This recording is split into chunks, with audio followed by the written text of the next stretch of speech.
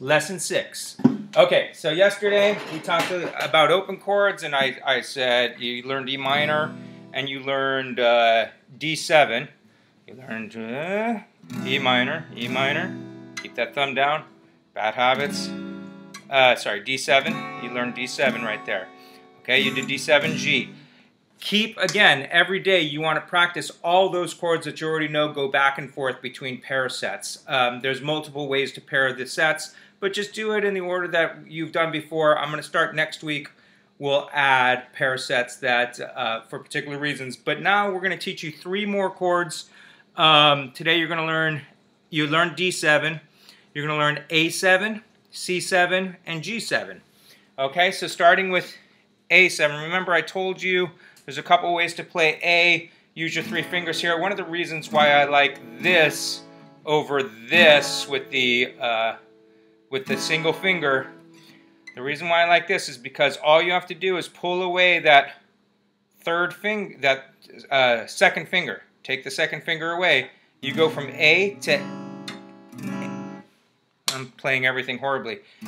Take away the second finger, and you've got A7. So all you're playing is with your 3rd finger, 2nd string, 2nd fret, and your 1st finger, 4th string, 2nd fret, because you've taken away that middle finger. There you go.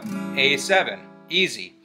You have D7, A7. Okay, G7. So this is G, your basic G. Remember that structure. You got your 2 fingers on the G, top and bottom, the 1st and 6th string, your 3rd and 2nd finger on the 1st and 6th string on the 3rd fret. Your 1st finger is on the 5th string, 2nd fret. That's your G. Now what we're going to do is we're going to keep these top 2 notes, but we're going to change our finger position. And then we're going to put one down here. So, 1st finger is going to go on the 1st string, 1st fret. Your 2nd finger is going to go on the 5th string, 2nd fret. And your 3rd finger is going to go on the 6th string, 3rd fret. Okay? And again, that's played totally open. I got stuff in the way still. Okay. Boom. So with that, you could go from D. Let's do D, 2, 3, 4, 5, 6, 7. Switch to G7.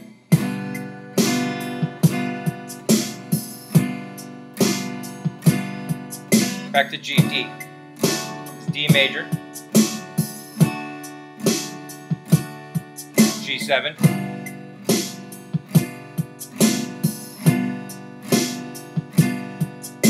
Okay, do that with your metronome. You could also go from D to A. Let's see. Yeah, use your D to go back and forth between D and A7. So, 2, 3, 4.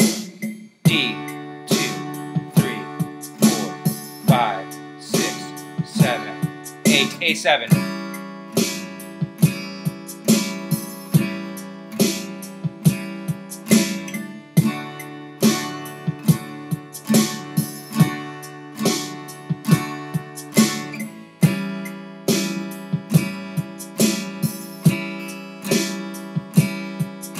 Okay, so then the last 7th chord I'm going to teach you for today is your C7. So your C, remember you play your C with your 1st finger on your 2nd fret, 1st finger, 2nd string, 1st fret, your 2nd finger on the 4th string, 2nd fret, and your 3rd finger on the 5th string, 3rd fret. Don't play the top note, that's an E in the bass, you want your C in the bass.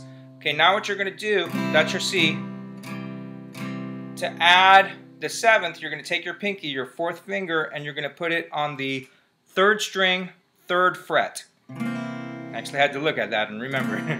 Okay, that's your C7.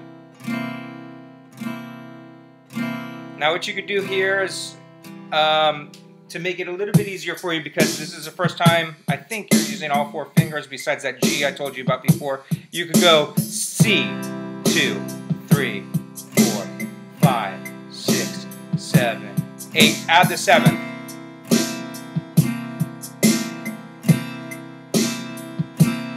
Back down to C.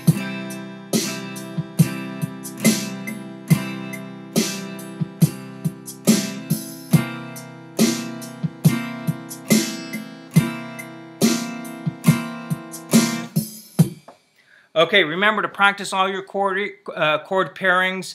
It's good to do them all about 2 minutes per pop. You know, if you're doing all of them and you want to keep down to 15 minutes, no, you could do it. If you take your time, just do your chord pairings, like one and a half to 2 minutes, let's call it. And I'm going to add today, just so you know that you have a reference point, we have the Ultimate Chord Chart 2 by Philip Frackoline, I think is his name.